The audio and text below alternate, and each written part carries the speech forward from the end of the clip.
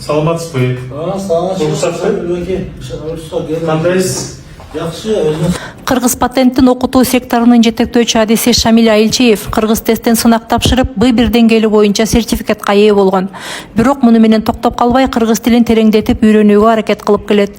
Орус тилдүү үй-бүлөдө төрөлүп, тили орусча чыгып, бала күндөн бери расмий тилде сүйлөөгө көнүп калган Шамил Айылчиев учурда кыргызча баарлашып, китеп окуп, иш кагаздарын мамлекеттик тилде жүргүзүүгө көнүп калды. Мындай аракетте ал өлкөдө мамлекеттик тилди өнүктүрүү боюнча аракеттер кызуу жүрүп, мамлекеттик кызматкерлерге кыргызча сүйлөө талабы катуу коюлгандан бери баштаган. Мектепте орус тилде окудум 10 жыл. Анан аскерге барып орус тилде кызмат жасады кошул. Анан жогорку билимди алганда орус тилде сөзсүз окудук. Ошол так что мындай чын айтканда мен үйрөнүп атам азыр кыргыз тилинди. Аракет кылып атам. Урматтуу кесиптештер менен жумушта мамлекеттик тилде аракет кылып атам сүйлөгөн. Кыргыз патенттин окутуу секторун Динара Баякунова жетектейт. Бул бөлүм интеллектуалдык менчик, инновациялар багытындагы окутууларды жүргүзүп, өлкөдөгү окуу жайларында дарс окуу менен алектенет. Японияда магистратураны аяктап мекенине кайтып келген Динара Баякунова үчүн чет өлкөдө жүргөндө эне тилинин кадыры ого бетер арткан. Андыктан мамлекеттик тилди өнүктүрүү боюнча аракеттерди күчөтүү зарыл деп эсептейт. Негизги мамлекеттик мекемелерден башташ керек. Биздин иш кагаздардан да 5 жыл мурун мынчыкта катта жазган билчүмүзбүз да. Азыр бүт биздин иш кагаздарыбыз 90% ашып кыргызча жазган, жакшы үйрөндүк. Кыргыз патентте 3 башкармалык, 6 өз алдынча бөлүм, 2 сектор жана кыргыз патентке караштуу 2 мекеме бар. Бул кызматкерлердин дээрлик 90% кыргыз тилин тиешелүү деңгээлде билгендиги тууралуу сертификаттарга ээ болушкан.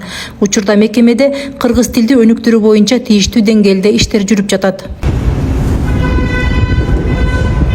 Өлкөбүздө мамлекеттик тилди өнүктүрүү боюнча жүргүзүлүп жаткан саясатты өлкө жарандарынын көбү колдоп келет. Бирок тилди үйрөнүүдө оорчулук тарткандар сын пикир айтпай койгон жок. Кыргызча оюн эркин түшүндүрө албагандарга талапты анча катуу койбосо жана дароо эле кескин чараларды көрбөй турушса дешет. Ал арада чет мамлекеттен келгендер кыргыз тилин үйрөнүү зарылдыгын четке кагып, орус тилин үйрөнүүгө умтулган мисалдар көп. Себеби коомдук транспортто көбү орусча баарлашат. Кызмат көрсөтүүлөр орус тилинде. Кыргыз тилдүүлөргө деле бир нерсе сурап кайрылсаң орусча жооп беришет.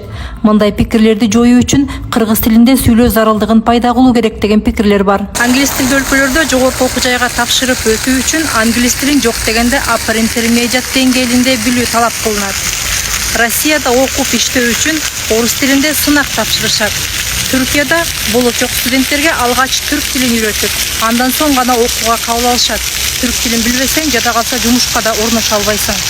Жада калса өмүр бою Кыргызстанда жашап, кыргыз тилин үйрөнө албагандар да Түркияга барып, түркчө таза сүйлөп калып атышат.